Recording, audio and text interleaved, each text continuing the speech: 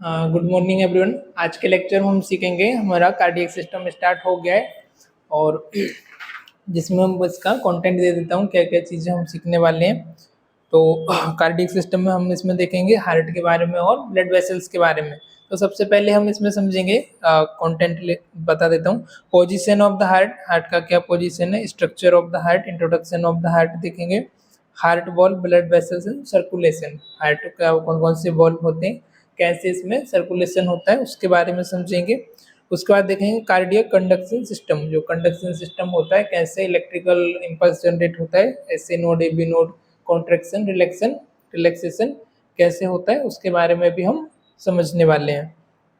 ठीक है।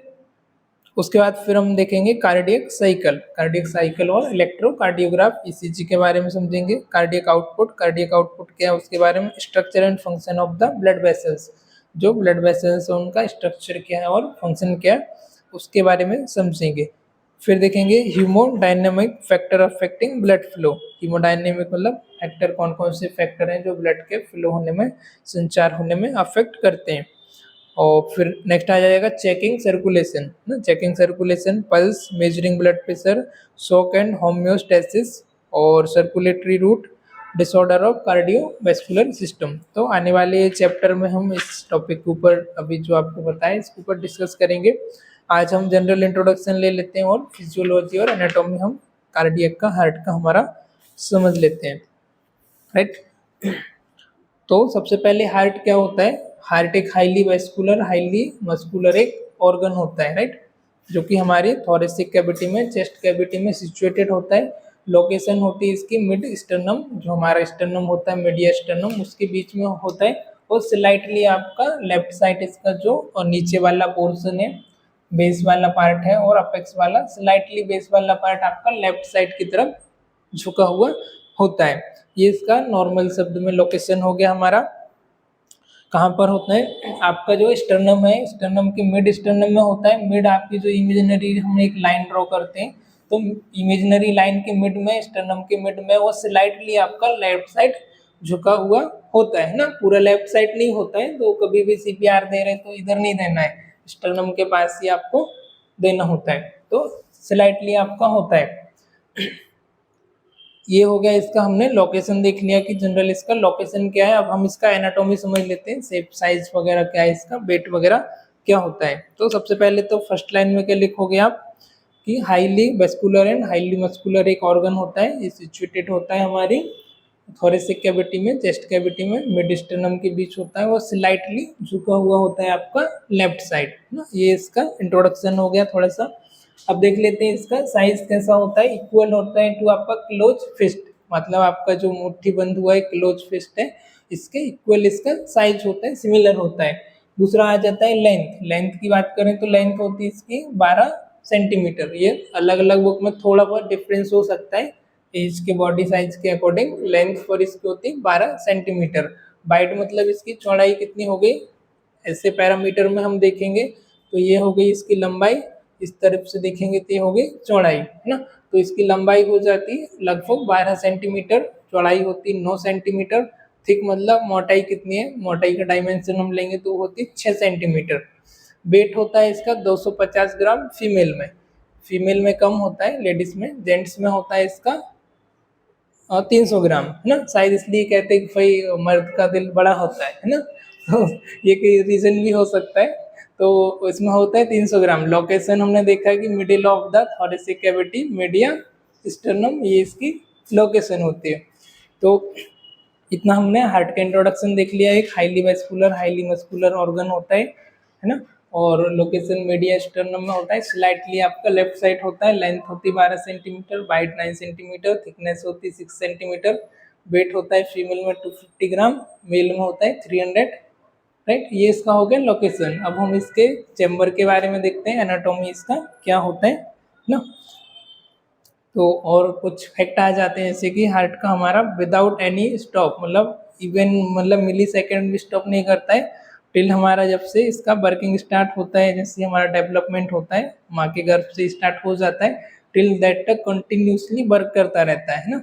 और इसमें पावर की बात की जाए तो एक हमारा ट्रेन के इंजन के बराबर और 10 एलिफेंट, 3 हाथी के बराबर पावर होता है जो कि कंटिन्यूसली वर्क करता रहता है। ऐसे घड़ी चलती रहती ऐसे ये भी वर्क करते रहता है। तो इनवॉल्यूंटरी इसमें मूवमेंट होता है। तो इसमें फिर आ जाता है हमारा कौन कौन से चेम्बर होते हैं एनाटॉमी में। थोड़ा चेम्बर होते हैं इसमें हमारे, चेम्बर हम देखेंगे तो 4 हमारे इसमें चेम्बर होते हैं। तो एक इसको हॉरिजॉन्टल और वर्टिकल में अलग अलग डिवाइड किया है। अपर चेम्बर होते हैं आपका राइट एट्रियम और लेफ्ट एट्रियम, नीचे का होता है लेफ्ट राइट वेंट्रिकल और लेफ्ट वेंट्रिकल्स, ठीक है। तो ये इसको 2 पार्ट में डिवाइड कर दिया और बीच में इनके होता है वॉल्व होता है, ओपनिंग के लिए वॉल्व होता है जो कि ओपन और क्लोज होता है ना। तो इसका हम अभी फिजियोलॉजी देख लेते हैं और कुछ इसमें ब्लड वेसल्स होती हैं, एरोटा होती है, ये हो गई superior vena cava, inferior vena cava ना।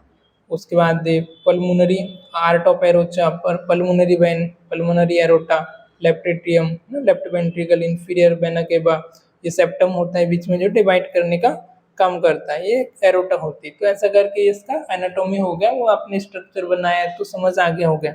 अभी हम फिजियोलॉजी देख लेते हैं, फिजियोलॉजी में से काम कैसे करता है। एनाटॉमी आएगा तो सिर्फ आपको एक स्ट्रक्चर बनाना है, यदि 4 या 5 मार्क्स का है 3 का तो ये स्ट्रक्चर बना देना है, इधर लेबल कर देना है और थोड़ा थोड़ा यदि 4 या 3 में दिया है तो ये वेंट्रिकल्स के बारे में थोड़ा थोड़ा लिख देना है कि एक लेफ्ट एट्रियम होता है, वेंट्रिकल्स होता है, इसके बारे में थोड़ा थोड़ा डिस्क्राइब कर देना है। ये दोनों जो एट्रियम होते हैं किसके रिसेंबल होते हैं, किसके जैसे होते हैं, जो डॉग होता है कुत्ते के जैसे कान होते हैं वैसा एक लगभग सेम इनकी आकृति, इनका शेप होता है। तो जैसे ब्लड वेसल्स में कैसे करके सर्कुलेशन आता है, कैसे काम करता है वो समझ लेते हैं। ये जो सुपीरियर वेना केवा है ये बॉडी के ऊपर वाले पार्ट से, हमारी चेस्ट के डायफ्राम के ऊपर वाले पार्ट से हमारा हेड हो गया, फेस हो गया और दोनों हाथों से ब्लड को लेकर के आती है इम्प्योर ब्लड को। इम्प्योर ब्लड मतलब वो ब्लड जिसमें ऑक्सीजन का लेवल कम होता है, कार्बन डाइऑक्साइड का लेवल ज़्यादा होता है, उसको हम क्या बोलते हैं, इम्प्योर ब्लड। तो और जो नीचे वाली इंफीरियर वेना केवा है ये आपकी बॉडी के नीचे वाले पार्ट से, डायफ्राम के नीचे के कमर के नीचे से दोनों जो आपके पैर हैं उस साइड से इम्प्योर ब्लड को लेकर के आती है। ब्लड को लेके आने के बाद यहाँ पर इनमें वॉल्व होते हैं, ओपनिंग होती है, वॉल्व ओपन हो जाते हैं। ओपन होने के बाद ब्लड आपका आ जाता है राइट एट्रियम में। अब राइट एट्रियम में आ जाता है, राइट एट्रियम जब तक पहले रिलैक्स रहता है, खाली रहता है तो, और राइट एट्रियम में आता है कॉन्ट्रैक्ट रहता है, हाँ, तो धीरे धीरे करके रिलैक्स हो जाता है। रिलैक्स हो गया मतलब कि इसमें ब्लड फिल हो गया, ब्लड इसमें जैसे ही फिल होता है इसको सिग्नल जाता है, सिग्नल जाने के बाद इलेक्ट्रिकल इम्पल्स जनरेट होता है, इलेक्ट्रिकल इम्पल्स जनरेट होगा तो ये वापस से कॉन्ट्रैक्ट हो जाता है ना, वापस से दब जाता है। और ये दब जाता है, जैसे ही दबता है उसी सेम टाइम पर ये जो वॉल्व है क्लोज हो जाते हैं, सुपीरियर और इंफीरियर वेना कावा के। जस्ट कौन सा वॉल्व आपका ओपन होता है, यहाँ का जो आपका वॉल्व है हमारा माइट्रल वाल्व है ना, वो हो जाता है, ओपन हो जाता है। माइट्रल वाल्व आपका ओपन हुआ और वाल्व ओपन होने के बाद ब्लड आपका पूरा आ जाता है आपके राइट वेंट्रिकल्स में। राइट वेंट्रिकल्स में आपका ब्लड आ गया, फिर इसमें वही सेम प्रोसेस होती है, जैसे ये पूरा फिल हुआ फिर से इधर से इलेक्ट्रिकल इम्पल्स जाता है, इलेक्ट्रिकल इसमें इम्पल्स जनरेट होता है, AV node A V node का इसमें रोल होता है, फिर एक कॉन्ट्रैक्ट हो जाता है। अब कॉन्ट्रैक्ट हो जाता है, जैसे ही कॉन्ट्रैक्ट होता है वॉल्व वापस से फर्दर क्लोज हो जाता है और जो आपकी पल्मोनरी आर्टरी है उसका वॉल्व हो जाता है ओपन।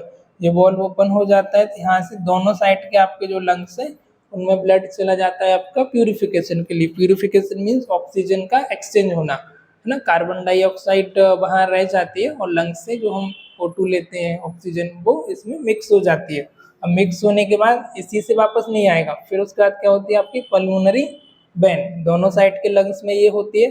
अब जैसे ये लंग्स में एक्सचेंज हुआ पल्मोनरी वेन से वापस से आ जाएगा किसमें, लेफ्ट आपके एट्रियम में, ये इधर से आ जाती है लेफ्ट एट्रियम में, इसकी ओपनिंग होती है, इनका माउथ ओपन हुआ, वॉल्व ओपन हुआ, आपके लेफ्ट एट्रियम में ब्लड आपका वापस से आ जाएगा।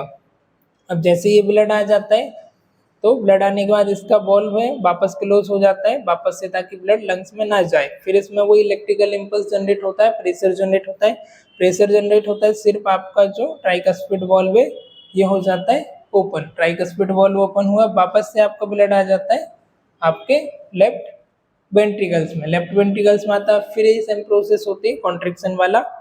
और कॉन्ट्रैक्शन की यदि बात करें हम तो ये दोनों जो वेंट्रिकल्स हैं इनमें as comparison to atrium contraction का ज़्यादा होता है ना, क्योंकि ऑब्वियसली बात है कि इसको वही प्रेशर से ऊपर पानी मतलब ब्लड भेजना पड़ रहा है। जैसे अभी कोई मोटर है तो ऊपर से हमने जस्ट बॉल ओपन कर दिया, नीचे पानी आ जाएगा, पर नीचे से भी ऊपर भेजना है तो हमको ज़्यादा फोर्स की, ज़्यादा प्रेशर की ज़रूरत होती है। तो इनमें ज़्यादा कॉन्ट्रेक्शन होता है, इनकी जो मसल्स होती है वो ज़्यादा कॉन्ट्रैक्ट करती है। तो इसमें जैसे फोर्स लगेगा वापस से सिस्टमेटिक एरोटा से जो 3 अर्च दिख रही है, इससे आपके हेड और नेक वाले पार्ट में ब्लड चला जाता है बोथ हैंड में, और ये नीचे से वापस आ जाती है जो आपके इन्फीरियर दोनों लेग में कमर के नीचे वाले पोर्शन में ब्लड को सर्कुलेट कर देती है। इस तरीके से इसका फंक्शन चलता रहता है ना।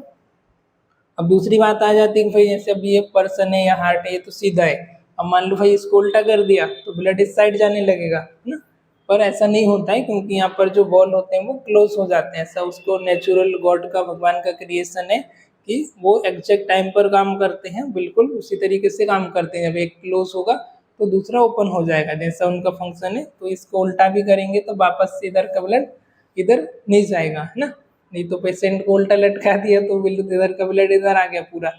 तो ऐसा नहीं होता है, वो बॉल हमेशा ऑटोमेटिक सिस्टमेटिक काम करते हैं। हाँ, इनके 100 में से 1-2 मरीज कभी हो जाते हैं जिनको कि डिसीज रहता है, तब ऐसे कार्ड आपका बॉल का डिसीज वगैरह हो गया उस कंडीशन में हो जाती है, मतलब बाय बर्थ से माल फॉर्मेशन हुआ हो, मतलब कि प्रॉपर डेवलपमेंट नहीं हुआ हो जब जन्म लिया था तभी से, तब वो उस कंडीशन में हो सकता है। तो वो रेयर केस में होता है। बाकी नॉर्मल हार्ट का जो फिजियोलॉजी है वो ये है। फिर आगे हम इसके बारे में देखेंगे, इसका इलेक्ट्रिकल के बारे में, कंडक्शन सिस्टम के बारे में और कार्डियक साइकिल के बारे में समझेंगे। तो इतना आपको समझ आ गया होगा कैसा कैसा होता है। एक बार और थोड़ा समझा देते हैं हम। ये इन्फीरियर सुपीरियर बनने के बाद ये इन्फीरियर ना, ये ऊपर वाले पार्ट से इम्प्योर ब्लड लेकर के आती है।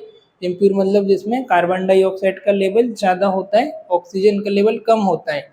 आने के बाद इसमें फिल कर देती है, इसमें बॉल ओपन हो जाते हैं और आपका राइट एट्रियम उसमें आ जाता है, इसके बॉल क्लोज हो जाते हैं। सिर्फ आपका कौन सा बाइकस्फीड बॉल ओपन होता है, ब्लड आ जाता है आपके राइट वेंट्रिकल्स में, इसमें आ जाता है। इसका जैसे ही फुल हुआ इसको मैसेज जाता है, सिग्नल जाता है, इसमें इलेक्ट्रिकल कॉन्ट्रैक्शन होता है, ये वॉल्व फर्दर क्लोज हो जाता है। आर्टरीज का जो पल्मोनरी वॉल्व है, सॉरी एरोटिक वॉल्व है, वो ओपन होता है। इसके बाद दोनों साइड के आपके लंग्स में प्यूरिफिकेशन के लिए जाता है। ऑक्सीजन कार्बन डाइऑक्साइड का एक्सचेंज होता है, कार्बन डाइऑक्साइड को लंग्स रख लेता है और ऑक्सीजन को उसमें मिक्स कर देता है। वापस से इसी के थ्रू नहीं आता है, दूसरी वेन दी हुई है उससे, पल्मोनरी वेन, उसके थ्रू वापस से आपके एट्रियम में आ जाता है। एट्रियम में आ जाता है। एट्रियम में आने के बाद जैसे ये फिल होता है, कॉन्ट्रैक्ट होता है, कॉन्ट्रैक्ट होने के बाद आपके लेफ्ट वेंट्रिकल्स में आ जाता है, फिर लेफ्ट वेंट्रिकल से पूरी बॉडी में सर्कुलेट होता है। तो सबसे ज़्यादा जो रोल होता है किसका होता है, लेफ्ट वेंट्रिकल। वैसे तो हर चीज़ जरूरी है, पर सबसे ज़्यादा जो वर्क करता है इम्पोर्टेंट है वो लेफ्ट वेंट्रिकल्स, उसके बाद फिर राइट वेंट्रिकल्स है ना।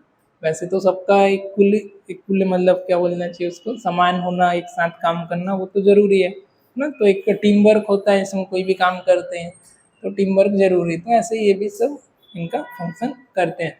और ये सब ऑपरेट किधर से होता है, हमारा ब्रेन से। ब्रेन से ऑपरेट होता है, कुछ वॉल्यूंटरी होता है, कुछ इनवॉल्यूंटरी होता है कंडक्शन सिस्टम, राइट। तो आज के लेक्चर हमने इसका इंट्रोडक्शन के बारे में समझा। हाँ, लेयर रह गया हमारा, लेयर समझ लेते हैं। पहली लेयर होती है पेरिकार्डियम, जो कि आउटर लेयर होती है कार्डियक में आपका, जो थोरेसिक कैविटी है। तो ये फ्रिक्शन से, जैसे आपका हार्ट का कॉन्ट्रैक्ट रिलैक्स होता है, फटाफट चलता रहता है, वीडियोस में देखोगे था, तो उसको फ्रिक्शन होने से मतलब घर्षण होने से प्रिवेंट करती है। आउटर मोस्ट लेयर होती है, प्रोटेक्टिव लेयर होती है। उसके बाद आती है मायोकार्डियम। मायोकार्डियम जो होती है मिडिल लेयर होती है, मोस्ट ऑफ द हार्ट को ये फॉर्म करती है और हेल्प करती है पंपिंग के लिए।